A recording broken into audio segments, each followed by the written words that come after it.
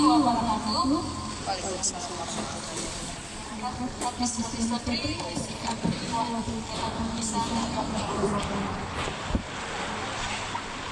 Yang saya hormati para dewan juri yang sempat hadir pada malam hari ini, dan yang saya hormati seluruh teman-teman yang menyempatkan hadir untuk mengikuti lomba dahsyat yang dilaksanakan tingkat SD. Tak lupa pula kita puji dan syukur kepada Allah SWT yang memberikan kesempatan, kesehatan sehingga kita dapat mengikuti lomba pada malam hari ini. Tak lupa pula kita kirimkan sholawat dan salam kepada Nabi kita Nabi Muhammad SAW yang telah membawa kita dari alam yang gelap gulita menuju alam yang terang seperti sekarang ini. Baiklah, saya perwakilan dari Kesuflu ini atas nama Lina. Adapun tema yang saya akan presentasikan pada malam hari ini adalah PHBS. Jadi PHBS ini artinya perilaku bersih dan sehat. Mungkin ada 9 kegiatan PHBS. Jadi PHBS ini perilaku bersih dan sehat. PHBS ini adalah fondasi utama bagi keluarga dan komunitas yang sejahtera. Selanjutnya,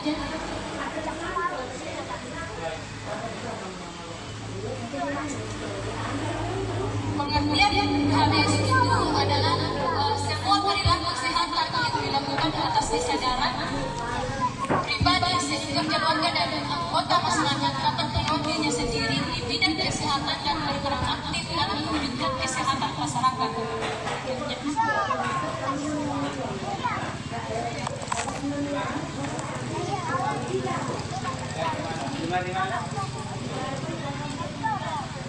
Yang pertama yang terkandung dalam PHBS itu, yang pertama itu ada cuci tangan, di mana cuci tangan ini berfungsi sebagai pencegah penyakit. Pencegah penyakit itu untuk menghindari atau mencuci tangan dengan sabun itu efektif membunuh kuman dan bakteri, mengurangi risiko infeksi saluran pernapasan dan diare. Mungkin ini adalah kesederhana bagi manusia. Maksudnya adalah bagaimana ini adalah kegiatan sederhana namun sulit untuk diterapkan jika kita sebagai kita sebagai manusia yang tidak berpengalaman, tidak mempunyai pengetahuan secara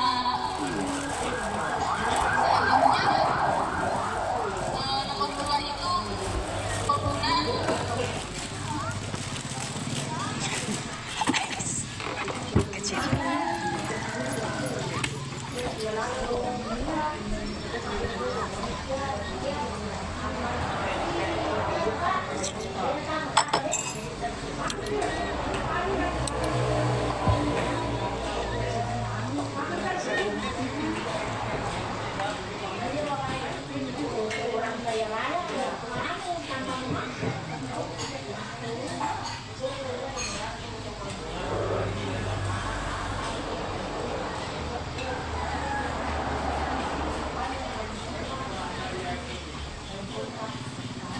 kedua adalah menggunakan jamban sehat. Jadi menggunakan jamban sehat itu misalnya dalam lingkungan masyarakat itu kita membuat fasilitas yang memadai, yang memang pantas untuk ditempati tong air kecil atau tong air besar. Jadi khususnya kadar harus lebih tepatnya harus memahami bagaimana jamban sehat ini bisa dilaksanakan di lingkungan masyarakat.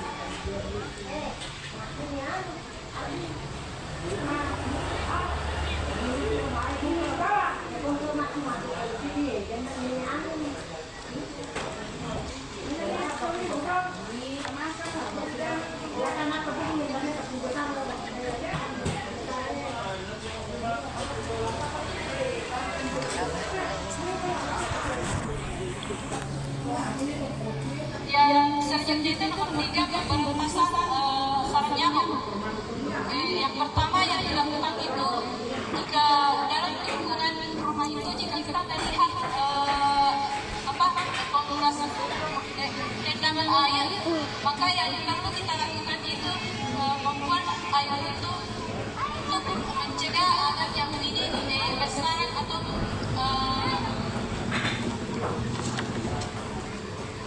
agar tidak menyebabkan larva yang ada pada air itu.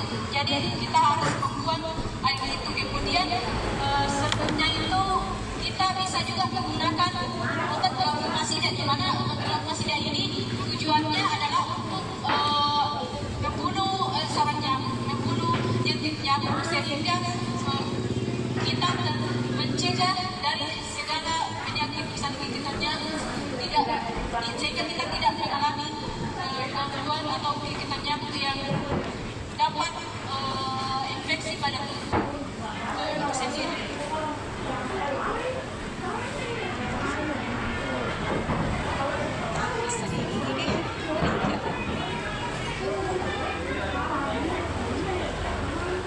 Yang keempat itu adalah menyimpan berat badan secara berskala, di mana tujuan daripada menyimpan berat badan ini secara berskala adalah untuk memantau penilaian gizi pada anak, sehingga tujuan daripada menyimpan berat badan pada anak ini adalah untuk memantau kesehatannya.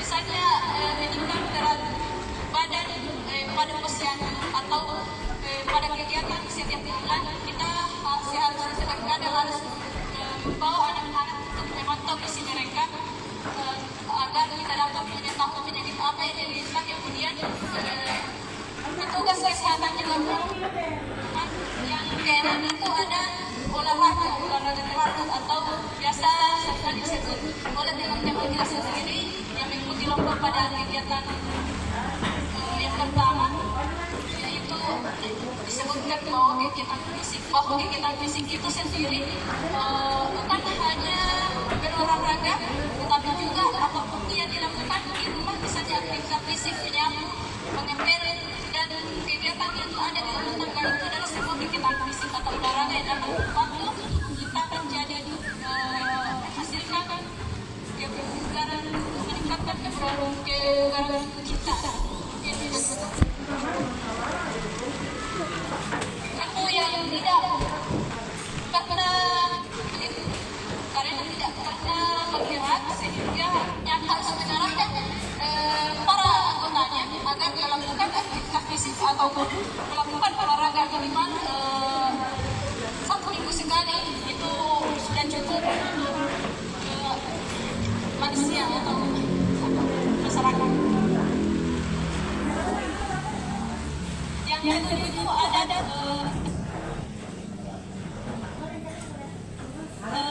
menyusui bayi boba secara intensif. Menurut ada penelitian yang mengatakan bahwa ASI eksklusif ini adalah ASI yang secara langsung dikonsumsi oleh bayi kandung dan ibunya sendiri. Jadi menurut penelitian mengatakan ini bahwa ASI eksklusif ini sangat penting bagi kesehatan bayi, baik itu mulai dari bulan pertama hingga bahkan sampai 2 tahun. Jika susu eksklusif ini tidak dikonsumsi sampai 2 tahun, maka otomatis juga selain berfungsi ketahanan tubuh bagi anak bayi ini, juga sangat berperan penting pada kesehatan ibu, karena susu ASI eksklusif ini mencegah dari penyebaran penyakit, kemudian juga mengurangi evolusi terhadap anak, karena sebab penggunaan ASI eksklusif atau penggunaan formula ASI eksklusif formula ini menimbulkan penggunaan yang lebih banyak, karena akan melakukan kegiatan membuat susu formula, sehingga timbullah suatu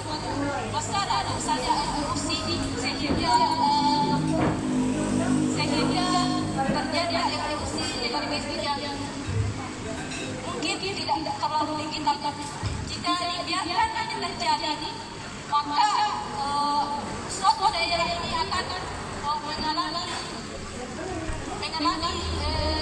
dampak negatif.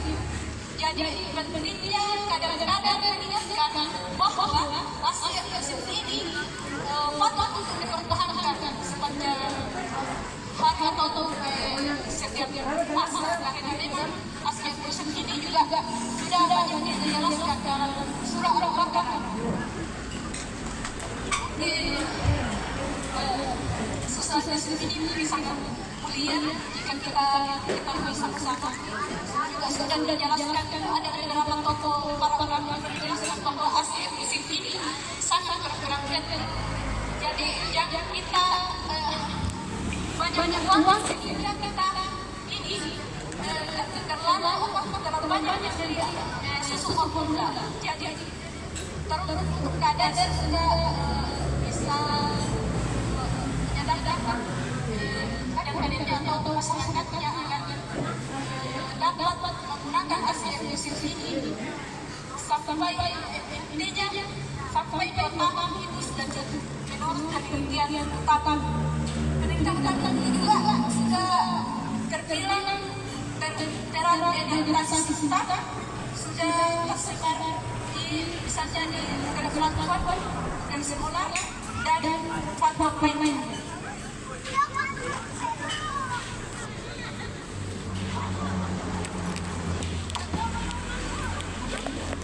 Yang dalam itu ada tidak melakukan dalam rumah. Juga ini sudah berkali-kali dibahas bersama-sama. Mungkin juga tidak terlalu penting saya bahas. Jadi tujuan daripada tidak mengganggu di dalam rumah itu ya untuk menghindari asap yang tidak penting.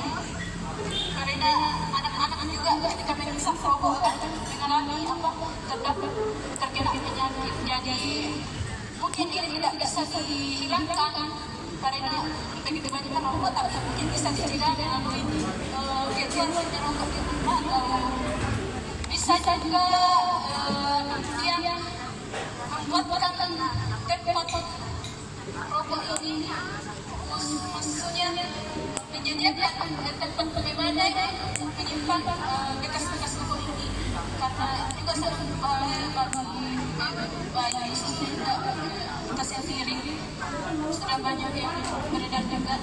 Selanjutnya menggunakan air bersih yang terakhir juga. Jadi kita ini sebenarnya sudah tahu, mungkin Pak Juri juga sudah tahu tentang penggunaan air bersih. Tapi sekarang saya bahas kembali bahwa menggunakan air bersih itu tentunya sangat bermanfaat.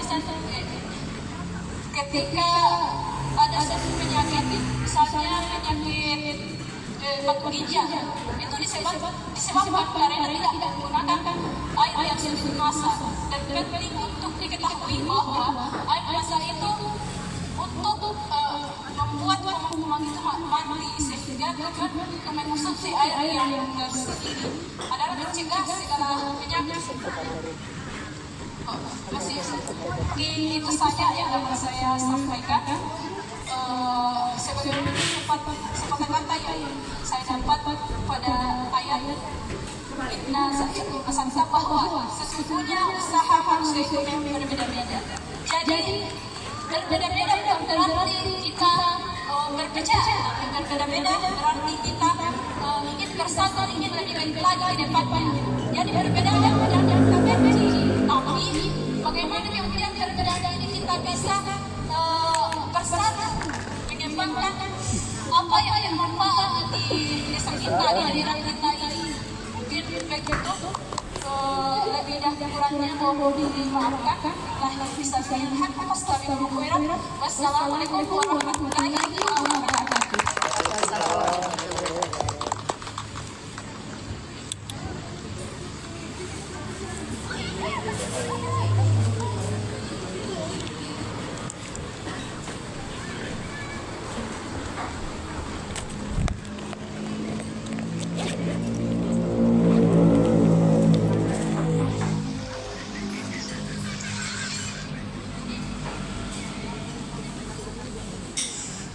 Oke, itulah tadi pengumuman dari Adinda, kita ada Gusik dusun apa ya? Tepuk tangan untuk ya untuk semua peserta yang sudah berkontribusi pada hari ini.